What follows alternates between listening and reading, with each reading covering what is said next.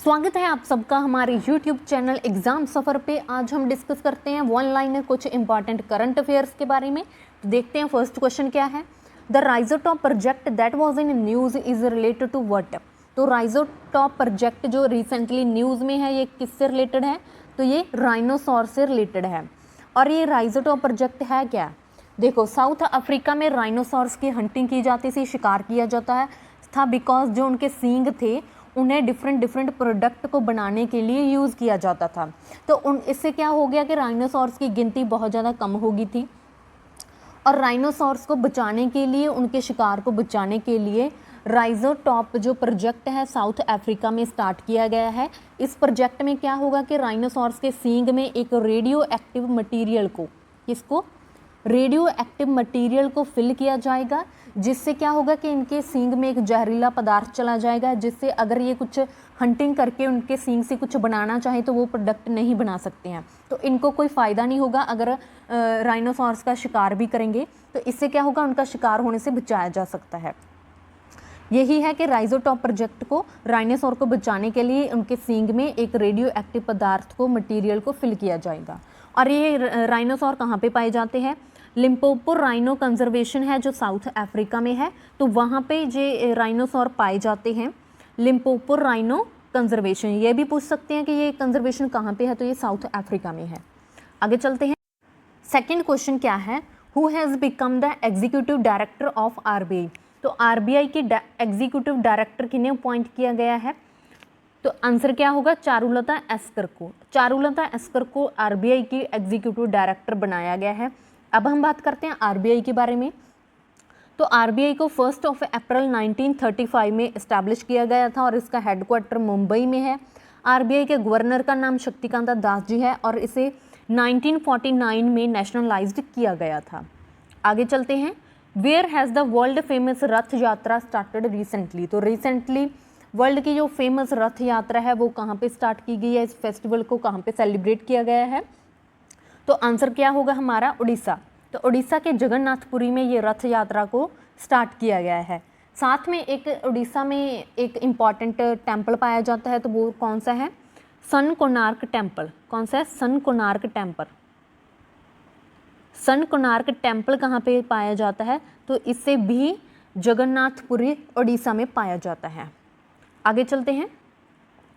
NCPCR declare mica mines child labour free in which state. तो NCPCR के दोबारा mica mines को child labour से फ्री डिक्लेयर कर दिया गया है। तो ये कौन सी स्टेट में मीका माइंस पाई जाती हैं? तो आंसर क्या होगा? झारखंड। झारखंड में ये मीका माइंस पाई जाती हैं। वहाँ पे चाइल्ड लेबर, जो बच्चों से मजदूरी बहुत ज़्यादा करवाई जाती थी, तो अब ये क्या हो गया है, ये मीका माइंस अब चाइल्ड लेबर से फ्री हो गई है। और ये किसके द्वारा डिक्लेयर किया गया है? एनसीपीसीआर के द्वारा डिक्लेयर किया गया है। आप देख सकते हो बच्चों से कैसे मजदूरी करवाई जाती थी माइंस में। और एनसीपीसीआर की फुल फॉर्म क्या है? National commission for protection of child rights. और इसे 2005 में लागू किया गया था। और ये कौन सी मिनिस्ट्री के अंडर आता है? तो ministry of women and child development के अंदर आता है। तो याद रखना है कि मीका माइंस क्या हो गई है? चाइल्ड लेबर से फ्री हो गई हैं। तो ये कहाँ पे पाई जाती है? तो झारखंड में पाई जाती है। आगे चलते हैं। Which Indian wrestler von in women's 50 kg gold medal at the grand prix of Spain in Madrid. तो ऐसी कौन सी इंडियन रेसलर है जिन्होंने 50 kg कैटेगरी में गोल्ड मेडल को जीत लिया है स्पेन में जो ग्रैंड प्रिक्स हुई थी वहाँ पे? तो ये इंडियन रेसलर कौन सी है? आंसर क्या होगा? विनेश फोगाट जी है। तो विनेश फोगाट जी ने वोमेन्स की 50 kg कैटेगरी में गोल्ड मेडल को हासिल कर लिया गया है और ये रेसलिंग से रिलेटेड है। आगे चलते हैं। Which Indian player lead 28 members athletic squad in Paris Olympics. तो कौन सा ऐसा इंडियन प्लेयर है जो पेरिस ओलंपिक्स में जो 28 मेंबर्स की एक एथलेटिक्स की टीम बनाई गई है? तो इसे 28 मेंबर्स की जो टीम है इसे लीड कौन सा प्लेयर करेगा? तो ये कौन करेगा? हमारा गोल्ड चैम्पियन, जो गोल्ड मेडलिस्ट है, नीरज चोपड़ा जी। तो नीरज चोपड़ा जी के द्वारा इसे 28 मेंबर टीम को लीड किया जाएगा। तो ये किससे रिलेटेड है? कौन सी गेम से रिलेटेड है? सबको पता है कि जैवलिन से रिलेटेड है। आगे चलते हैं। Where is global conclave on plastic recycling and sustainability conference organised. तो प्लास्टिक रिसाइकलिंग एंड सस्टेनेबिलिटी जो कॉन्फ्रेंस है इसे कहाँ पे ऑर्गेनाइज किया जा रहा है? तो आंसर क्या होगा? न्यू दिल्ली में। तो इसे न्यू दिल्ली में ऑर्गेनाइज किया जाता है। जो प्लास्टिक की रिसाइकलिंग को लेकर ये कॉन्फ्रेंस है जो की जाएगी। आगे चलते हैं। Who become the new prime minister of UK. तो रिसेंटली यूके के न्यू प्राइम मिनिस्टर को अपॉइंट कर दिया गया है। तो ये किन्हें अपॉइंट किया गया है? तो केयर स्टारमर जी को, केयर स्टारमर जी को प्राइम मिनिस्टर यूके के न्यू प्राइम मिनिस्टर अपॉइंट कर दिया गया है। याद रखना है इनका नेम क्योंकि रिसेंटली अपॉइंट की गई है केयर स्टारमर जी। आगे चलते हैं। Which university has announced a new MA programme in Bhagavad Gita studies. तो ऐसी कौन सी यूनिवर्सिटी है जिन्होंने अनाउंस किया है कि भगवत गीता में अब MA प्रोग्राम किया जाएगा, MA की जाएगी। भगवत गीता में मास्टर्स ऑफ आर्ट्स को अब किया जाएगा। तो ये कौन सी यूनिवर्सिटी के द्वारा अनाउंस किया गया है इस प्रोग्राम को? तो Indira Gandhi national open university के द्वारा इसे अनाउंस किया गया है। और ये Indira Gandhi national open university कहाँ पे है? तो ये न्यू दिल्ली में है। कहाँ पे है? न्यू दिल्ली में है। आगे चलते हैं।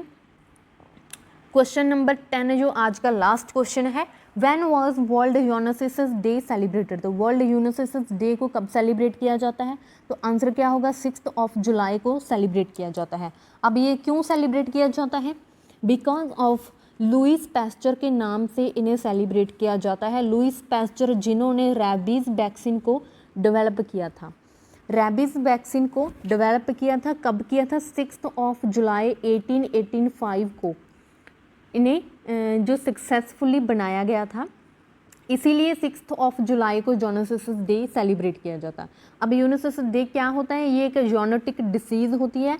जूनोटिक डिसीज़ कौन सी होती है? जो एनिमल से, हमें एनिमल्स से ह्यूमन बींग्स को होती है। किन्हें होती है? जो एनिमल से ह्यूमन बींग्स को होती है उसे जूनोटिक डिसीज़ कहा जाता है। और यह जो यूनिसेक्स डे है लुईस पैस्चर की याद में सेलिब्रेट किया जाता है। रैबीज़ वैक्सीन बनाई थी फर्स्ट टाइम ये इन्होंने। और रैबीज़ डिसीज़ क्या है? रैबीज़ डिसीज़ जो डॉग से, बैट से, कैट से, इनसे जो बाइट करने से इंसान को हो सकती है वो रैबीज़ डिसीज़ होती है। कुछ जो जूनोटिक्स डिसीज़ेस हैं जैसे एंथ्रैक्स है, इन्फ्लुएंजा है, निपा वायरस है, कोविड-19 सबको पता है जो एक बैट से पाया गया था। किससे? चाइना में जो एक बैट से, चमगीदड़ से हुआ था। तो वो क्या है? एनिमल से ह्यूमन में हुआ था, इसलिए वो एक जूनोटिक डिसीज़ थी। और ट्यूबरक्लोसिस है।